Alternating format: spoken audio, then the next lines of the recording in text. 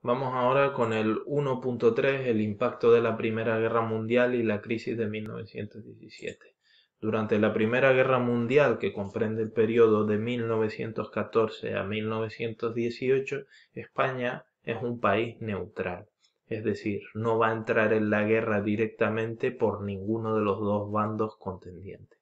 Esto va a tener repercusiones importantes en la economía española.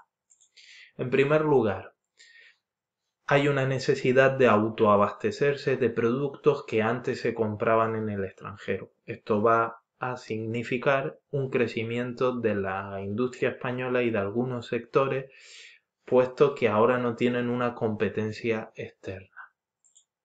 Y en segundo lugar, que se van a exportar algunos productos industriales, puesto que los países en guerra están dedicando toda su producción industrial a la guerra, pues esto va a permitir que España coloque en el mercado algunos de sus productos, por ejemplo los textiles, productos siderúrgicos, químicos, etcétera.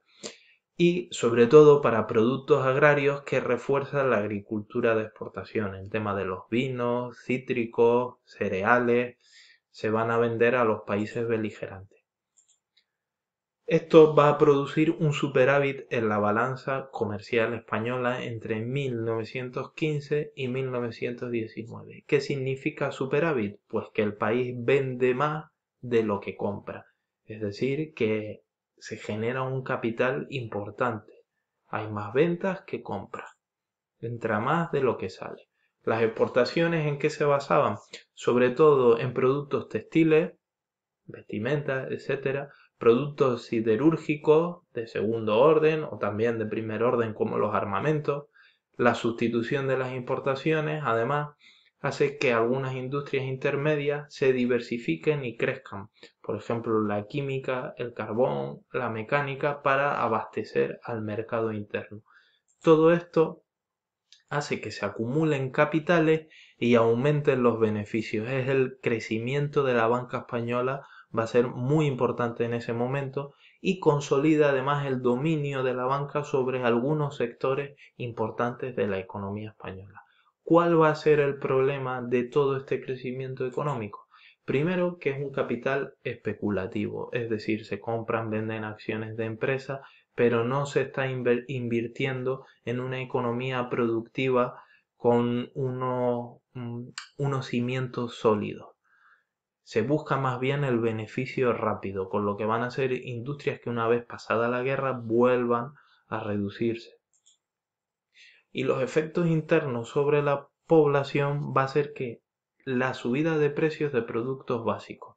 Por ejemplo, el pan va a ir subiendo mucho. ¿Por qué? Porque el trigo prefiere venderse a países en guerra que ponerlo a precio barato en el mercado interior. Además, se provoca una pérdida del poder adquisitivo de los salarios. Es decir, si los precios en el mercado interno suben más rápido que los salarios, pues provoca un periodo de inestabilidad. Es decir, que a pesar de todo el crecimiento interno que va a provocar la guerra mundial, la conflictividad va a ir aumentando poco a poco y va a estallar en 1917. Mirad, aquí tenéis algunas gráficas sobre lo que os estaba comentando. Por ejemplo, la evolución de los precios de los productos básicos. El pan, las patatas, el bacalao, arroz, tocino, son todos productos de consumo básico. En los años finales de la Primera Guerra Mundial habían subido muchísimo. Había productos que era imposible de comprar para las clases populares. Por ejemplo, el tocino, el bacalao, el pan, aunque había sufrido una subida mucho más baja, seguía siendo un producto básico al que tenía que acceder prácticamente todo el mundo.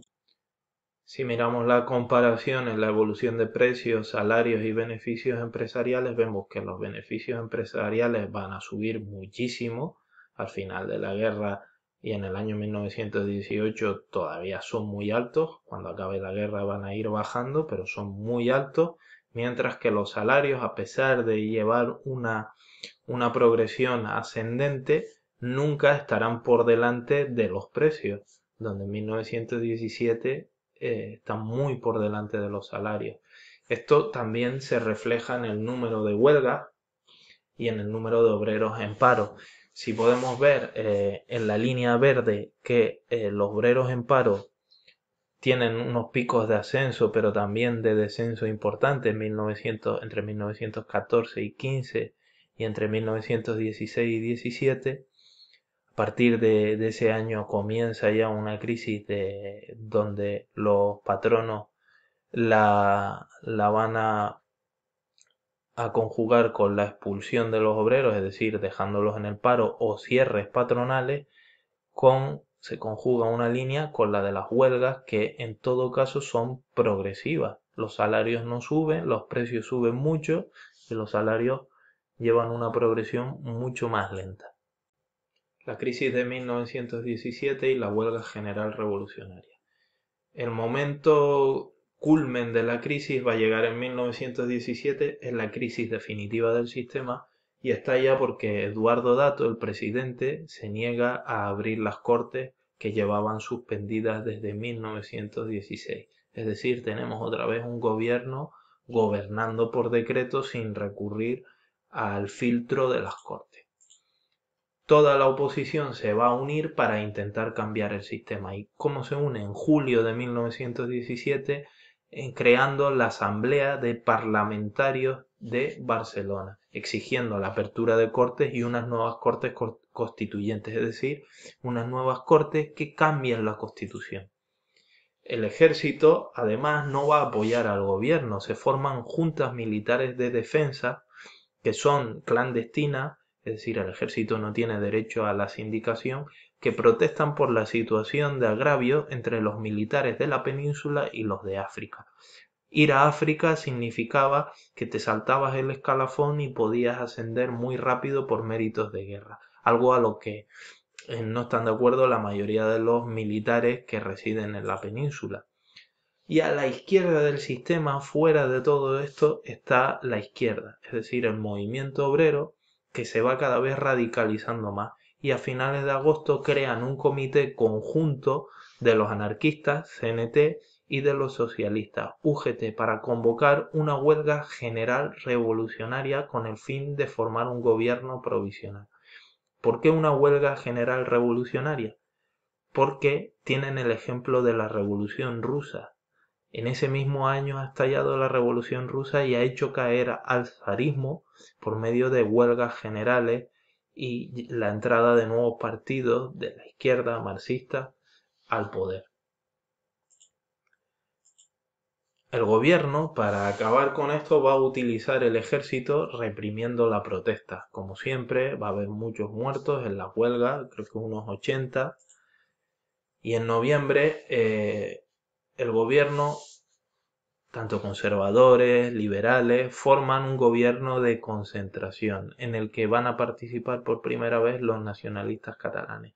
Va a ser el único momento en el que permitan la entrada de un grupo diferente, los catalanes, la Lliga, es decir, un movimiento de derechas catalanistas. Eso es lo que es el gobierno de concentración, liberales, conservadores y catalanistas. Significa el fin del monopolio del poder de los partidos dinásticos, es decir, ya no pueden gobernar sin el apoyo en Cataluña de la Lliga. Pero además significa también el fracaso de todo el programa reformista de los asambleístas, de la oposición. Se dan cuenta que dentro del sistema no va a haber ninguna posibilidad de integrarse a él. Finalmente, la crisis terminal del sistema va a venir por la guerra de Marruecos, básicamente. Entre 1917 y el 23, este nuevo gobierno de concentración, es decir, las fuerzas políticas burguesas, se van a centrar en resolver cualquier problema social que entienden como problema de orden público reprimiéndolo. Es decir, ya no entienden que pueda haber alguna reforma del sistema, sino simplemente el recurso constante al ejército y la policía para resolver los problemas. Esta actitud intransigente provoca que una vez acabada la guerra, los patronos, para combatir el movimiento obrero, decreten un lockout, es decir, un cierre de fábricas que deja a muchísima gente en paro, sobre todo en Cataluña, País Vasco, Madrid, y el apoyo del Estado va a lanzar medidas drásticas para controlar al movimiento obrero. Primero la ley de fugas. ¿Qué era la ley de fugas? Pues básicamente era una ley que permitía detener a cualquiera y con la excusa de que había intentado escaparse, pues asesinaban. Así van a asesinar a muchísimos obreros. Se crean sindicatos amarillos, son sindicatos de pistoleros a cargo de la patronal y el terrorismo patronal que van matando a los líderes obreros. Aquí tenéis un ejemplo en este cuadro de los muertos por el terrorismo patronal y a la vez por el terrorismo anarquista. Como siempre mueren mucho más obreros que tienen menos capacidad de autodefensa que los patronos que tienen a su favor el dinero. En total, en el año 1921 fue el más crítico, con 9 patronos asesinados, gerentes o directores 13, agentes de la autoridad, es decir, policías 2 y 128 obreros. Esto en cuanto a la ciudad de Barcelona. Los sindicatos y partidos obreros, influenciados, como ya os dije, por la Revolución Rusa y ese crecimiento masivo que tienen en estos años de la Primera Guerra Mundial, se lanzan al combate con huelgas de carácter masivo. Hay muchísimas huelgas que son masivas y cada vez más violentas. Tercero, en el campo, los jornaleros andaluces también van a llegar a ellos las ideas que vienen de la Revolución Rusa. Por medio de huelgas masivas consiguen paralizar cosechas de 1918, 19 y 20. A esto se le conoció como el trienio bolchevique. Sobre todo en Córdoba hay muchas ocupaciones de fincas, repartimientos de tierras, etc. Pero toda la situación se va a agravar con el desastre militar en Anual, en Marruecos, en el norte, el Rif. Este es el líder de la independencia marroquí, Abdelkrim, un líder anticolonial que empieza a luchar contra los españoles y consigue infligirles una importante derrota en Anual, donde los españoles se cree que perdieron cerca de entre 12.000 y 19.000 soldados. Estos son restos de los cadáveres de los soldados españoles en Marruecos y esta fotografía de los prisioneros hechos por los rifeños. Bueno, toda la oposición de izquierdas, por esa gran derrota, exige la apertura de una investigación. Esa investigación se conoció como el Expediente Picasso, que era el nombre del general encargado de la investigación. Picasso quiso investigar y de hecho investigó. En su momento algunas de sus conclusiones se guardaron fuera del alcance de la opinión pública. ¿Por qué? Porque el resultado de su investigación era que las responsabilidades del desastre eran tanto de militares de altas graduaciones que se pusieron a avanzar por un territorio que no tenían controlado, dejando descubierta la retaguardia, de algunos políticos dinásticos y sobre todo del rey que animaba ese avance. Para evitar el escándalo de la publicación de las investigaciones de Picasso, algunos militares deciden intervenir para imponer sus propias soluciones. ¿Y cómo intervienen los militares en la historia de España? Pues con un golpe de Estado. El capitán general de Cataluña, Miguel Primo de Rivera, da un golpe de Estado con el apoyo del rey y acaba con la restauración. Había comenzado la dictadura de Primo de Rivera, que veremos en el siguiente video tutorial.